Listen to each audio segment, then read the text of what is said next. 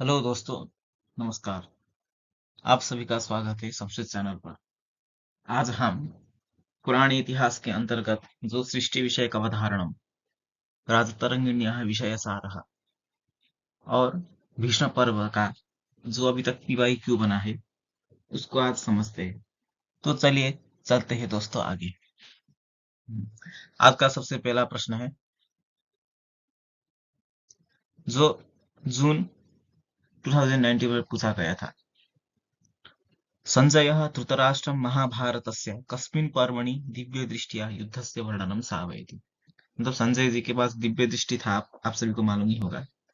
वो दिव्य दृष्टि से युद्ध का वर्णन किस पर्व में सुनाते हैं? तो इसका आंसर है भीष्म पर्व।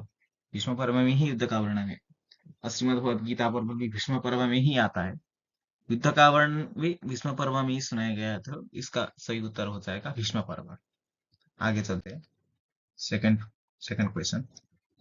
कार्पण्य दोषोपहत स्वभावः पृच्छामि त्वां धर्म सम्मूढ़ चेताः महाभारते वचनमिदं कस्य पात्रस्य विद्यते। तो ये भी विष्णु पर्व के श्रीमद् भगवद गीता में आता है, मतलब विष्णु पर्व अंतर्गत है। तो उसमें युधिष्ठिर का श्रीमद् भगवद गीता में कहीं भी युधिष्ठिर जी ने कुछ भी नहीं कहा है, तो ये नहीं होगा। विदुर भी नहीं है और भीष्म भी नहीं है। तो इसका करेक्ट आंसर है सेकंड, अर्जुनस्य। आगे चलते हैं। थर्ड क्वेश्चन जो दिसंबर 2019 में पूछा गया था।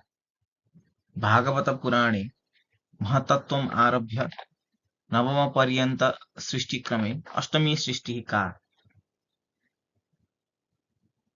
तो सृष्टि दो प्रकार का है, एक है दशधा सृष्टि और एक नवधा सृष्टि। जो दशधा सृष्टि है उसमें जो आठ नंबर में आता है तिर्यक सर्ग। जो नवधा सृष्टि अंतर्गत है उसमें जो आठवां नंबर में आता है अनुग्रह सर्ग। तो ऑप्शन देखते हैं। पंचमहाभूत नहीं है। भूत सर्ग मतलब पंचमहाभूत सर्ग है, ये भी नहीं है। और अविद्या सर्ग भी नहीं है, मानुषी भी नहीं है। तो तिर्यक योनि ये करेक्ट हो जाएगा। ये भी वैकृत सर्ग के अंतर्गत आता है। जो दशरथा सृष्टि है उसमें वैकृत सर्ग के अंतर्गत आता है। तो इसको कैसे कंठस्थ करें? तो मुंह तिर मा, ये नवधा सृष्टि नहीं, नवधा में नहीं, दशधा। दशधा सृष्टि क्रम में जो अ, वैकृत सर्ग है उसके अंतर्गत मुतिर्मा आता है। मतलब मुंह मतलब मुख्य सर्ग, ती का मतलब है तीर्यक सर्ग और मा का मतलब है मानुष सर्ग। पर जो नवधा सृष्टि है उसमें जो वैकृत सर्ग के अंतर्गत मुतिर दे मा आ, मुतिर दे मा आ। मु मतलब मुख्य सर्ग, ती मतलब तीर्यक सर्ग, दे का मतलब है देव सर्ग और माँ का मतलब है मानुष सर्ग और अकार का मतलब है अनुग्रह सर्ग। तो इस प्रकार से आप कंठस्थ कर लीजिए। मुतिर्मा जो नवधा सृष्टि में आता है, दशोधा सृष्टि अंतर्गत मुतिर्मा है, वैकृत सर्ग के अंतर्गत वो भी। जो नौ नौ प्रकार की सृष्टि है उसमें मुतिर देमा आ। तो आगे चलते हैं। आपका चौथा क्वेश्चन। अधोलिखितेषु महाभारत पर्वणां नामानि क्रमेण प्रस्तूयन्ताम्। तो ये एक इम्पोर्टेंट टॉपिक है, हमेशा प्रश्न बनते हैं इससे। तो पिछले पाठ में एक श्लोक लिखाया था मैंने, मालूम होगा आपको। आदि पर्व सभा पर्व वन विराट पर्वकम शुभम उद्योगम भीष्म द्रोणं च कर्णशल्यं च सौप्तिकम् श्रीशान्तिस्तु स्त्रियां गेयं नपुंसी चानुशासनम् अश्वमेधाश्रमं शुभ्रमौसुलं तदनन्तरं महाप्रस्थानिकं चैव स्वर्गारोहेण पुण्यतम् एतानि पर्वनामानि ज्ञातव्यानि यथाक्रमम्। तो क्रम के अनुरूप इसको जानिए बोला है। तो सबसे पहले आता है उद्योग भीष्म द्रोणं च कर्णशल्यं च सौप्तिकम्। तो सबसे पहले होगा है उद्योग पर्व। उद्योग भीष्म द्रोणं च कारण सौल्यंच सप्तिकम, तो सबसे पहले है सेकंड ऑप्शन, उसके बाद आता है फर्स्ट, उसके बाद है फोर्थ, उसके बाद थर्ड, मतलब टू से स्टार्ट है, तो सी इज अ करेक्ट आंसर। आगे चलते हैं। पांचवा क्वेश्चन जो सितंबर 2020 में पूछा गया था। राजते रंगिण्याम राकयोः राज्ञोः रक्त संबंध, तो इसका फर्स्ट आंसर करेक्ट है, गोविंद गोनंदस्य दामोदरस्य च। आगे चलते हैं। नवंबर 2021, ये सिक्स्थ। अधोंकितेषु पुराण साहित्यानुसार वैकृत सर्गो नास्ति, तो मुतिर्मा, तो ये ऑप्शन नहीं होगा क्योंकि नास्ति पूछा है, तो ये नहीं है, और तिर भी नहीं है। देव सर्ग भी वैकृत में ही आता है क्योंकि मूर्ति देमा आ, ये आपको मालूम है, तो देव भी नहीं है। नास्ति, क्या नास्ति, भूत सर्ग नहीं, भूत सर्ग प्राकृत सर्ग में आता है। प्राकृत सर्ग के अंतर्गत। तो नवथा सृष्टि क्रम में भी भूत सर्ग अंतर्गत होता है, दशधा सृष्टि क्रम में भी होता है, पर जो नवधा सृष्टि है उसमें सेकंड में आता है भूत सर्ग, क्योंकि उसमें ब्रह्म सर्ग, भूत सर्ग और वैकारिक सर्ग तीन है प्राकृत सर्ग के अंदर। ब्रभु वै, ब्रह्म अथवा या फिर ब्रह्म भू वै, इस प्रकार कंठक कर ले। पर जो दशधा क्रम है, दशधा सृष्टि का प्रकार है, उसमें भूत सर्ग थर्ड में आता है, मतलब तीसरे में आता है। तो आप देख लीजिए पिछला पाठ। उसके बाद सातवां प्रश्न, अधोंकितेषु केन सह कस्य संबंधः, तो ये भी इजी रहेगा। देव सर्ग, ब्रह्म सर्ग मालूम होगा वो प्राकृत सर्ग में, तो इसका संबंध है प्राकृत सर्ग, मतलब एका आय हो गया।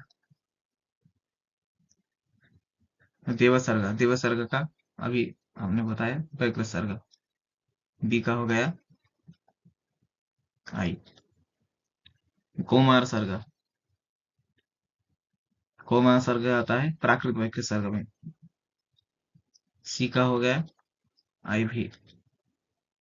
जो राजा तरंगिणी है वो कल्हण, कल्हण द्वारा विरचित एक ऐतिहासिक काव्य ग्रंथ है,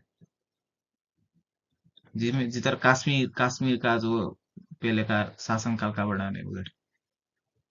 तो डी मतलब आई। तो एक मालूम, तो सबसे पहले एक मालूम हो गया तो भी कभी कभी आंसर बन जाता है। तो सबसे फर्स्ट ए का क्या है, आई, तो देख लीजिए।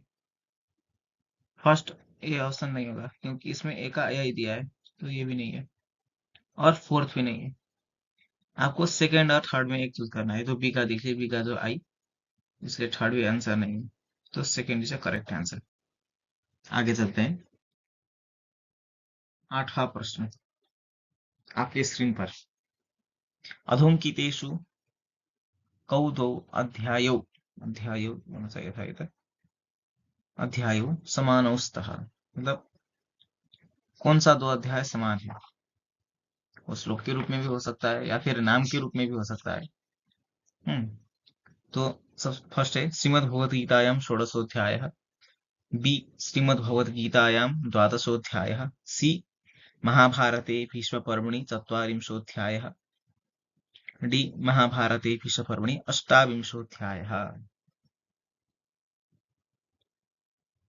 तो श्रीमद् भगवद गीता में तो 16वां अध्याय है, षोडशोऽध्याय, वही क्या है, महाभारते भीष्मपर्वणि चत्वारिंशोऽध्याय है, तो ए सी दोनों समान है, तो इसलिए ए सी वाला मतलब second, second second option correct हो जाएगा। और कैसे मालूम कर चले, कैसे मालूम करना है, तो चलिए देखते हैं। जो भीष्म पर्व में जो श्रीमद् भगवद गीता पर्व है उसमें टोटल 30 अध्याय आते हैं, पर जो हम भगवद गीता पढ़ते हैं उसमें सिर्फ 18 ही अध्याय है। हम्म तो जो भीष्म पर्व, तो ये श्रीमद् भगवद गीता पर्व यद्यपि 13 अध्याय से लेकर 42 अध्याय तक विस्तृत है, मतलब इसमें पूरा 30 अध्याय अंतर्गत आता है, पर गीता में सिर्फ 18 अध्याय है। तो इसको कैसे समझते हैं कि जो श्रीमद् भगवद गीता जो उपपर्व है उसका 25वां अध्याय से श्रीमद् भगवद गीता पर्व मतलब अर्जुन विषाद योग का आरंभ होता है। तो 25, 26, 27, 28, 29, 30, 31, 32, 33।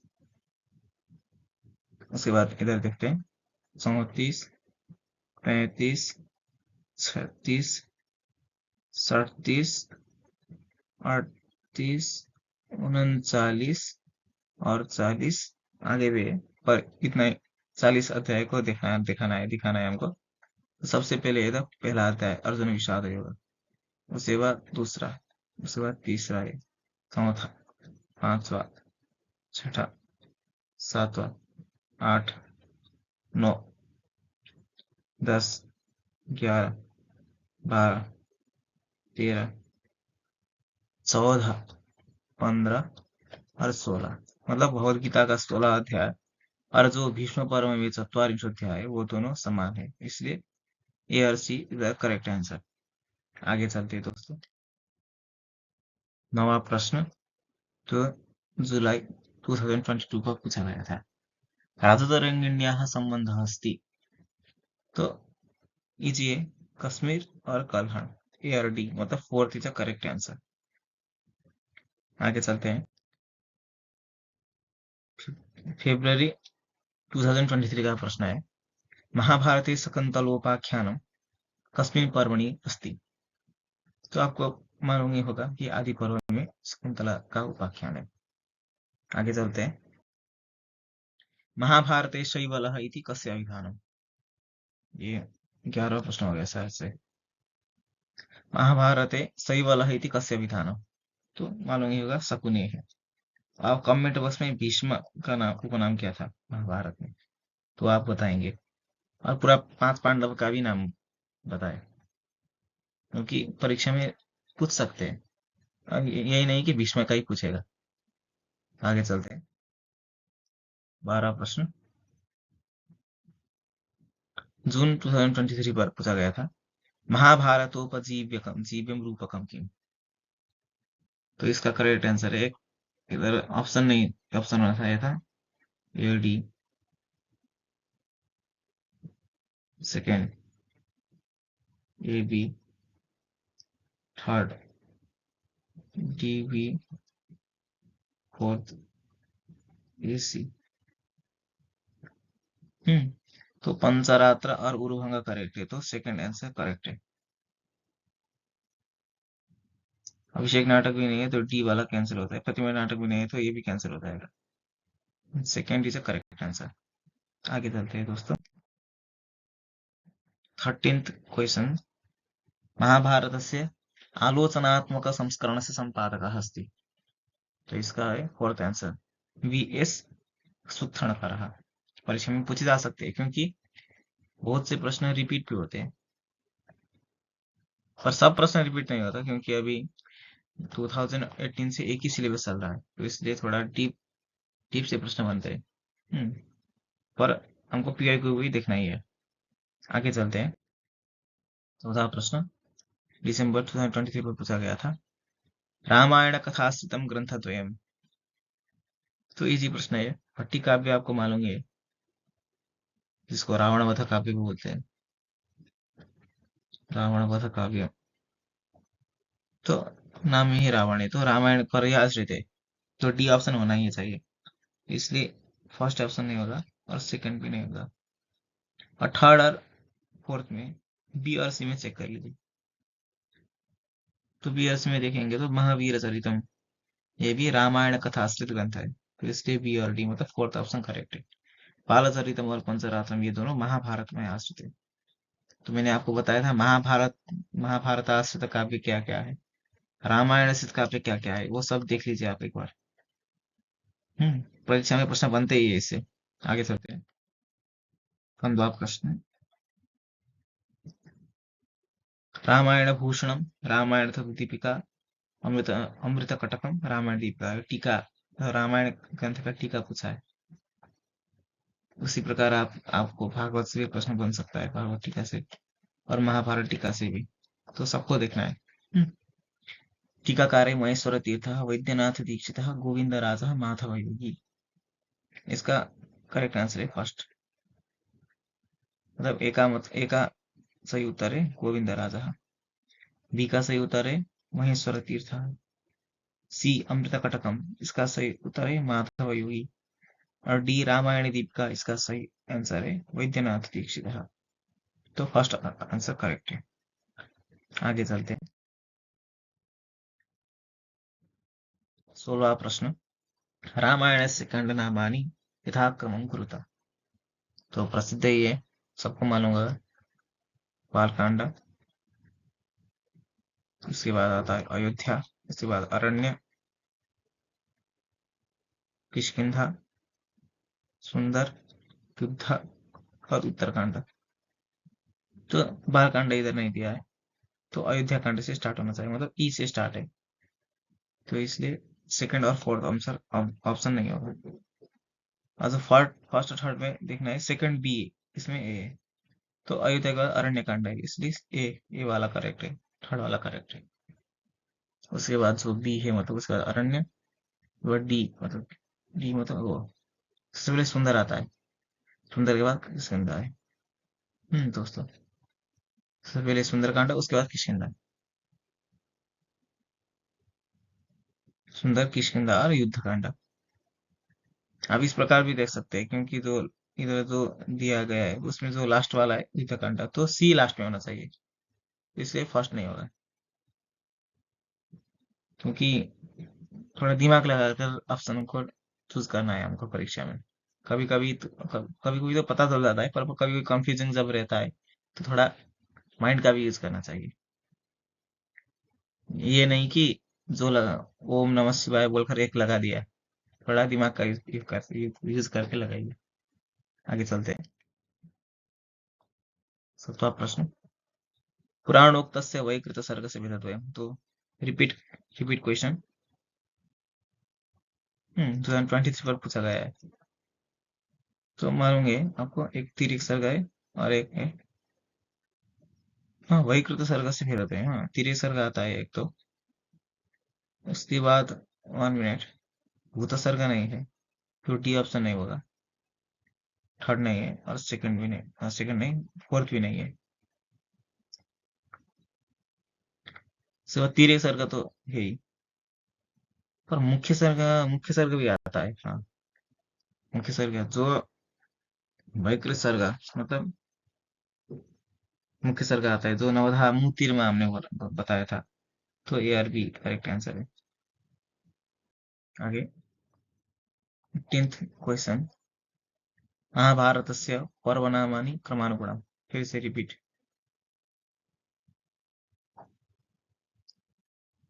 तो मालूम ही होगा, पिछली बार उद्योग से स्टार्ट किया था, अभी भीष्म से स्टार्ट हो रहा है, तो बी से स्टार्टिंग, तो थर्ड थर्ड करेक्ट आंसर। आगे चलते हैं। जून 2024 पर पूछा गया है, गीतायाः कस्य अध्यायस्य विषयः राजविद्या राजगुह्ययोगः। तो इजी है, नवमाध्यायस्य, सप्तम अध्याय का ज्ञान विज्ञान योग था।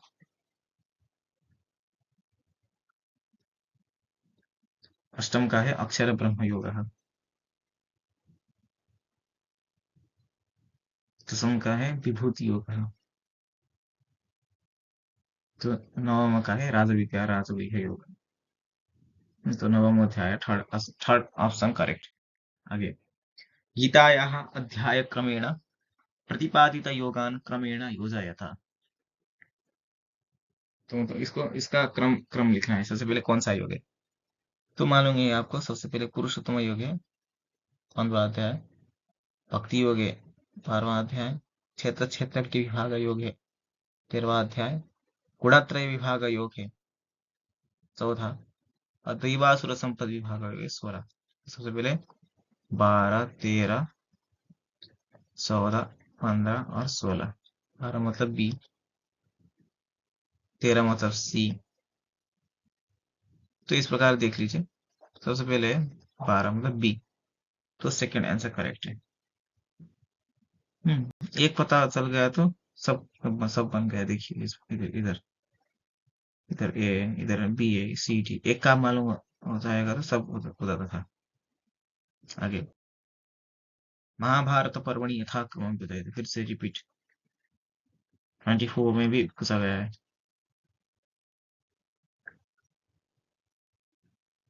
तो इसमें उद्योग से ही उठा है, तो डी से होना चाहिए, तो फोर्थ आंसर करेक्ट है। ये हमारा आज का शायद 21 प्रश्न है था। तो इस प्रकार दोस्तों पुराने इतिहास का हम एक बार हमारा पूरा टॉपिक कवर हो चुका है मोटी रूप में। तो इसको देख लीजिए, देखिए। हम्म। और शेयर कीजिए, कमेंट कीजिए। आज के लिए दोस्तों इतना ही। फिर से आप लोगों के सामने न्यू वीडियो लेकर, मतलब न्यू सेशन लेकर मैं आऊंगा जल्दी। तब तक के लिए हरिओम।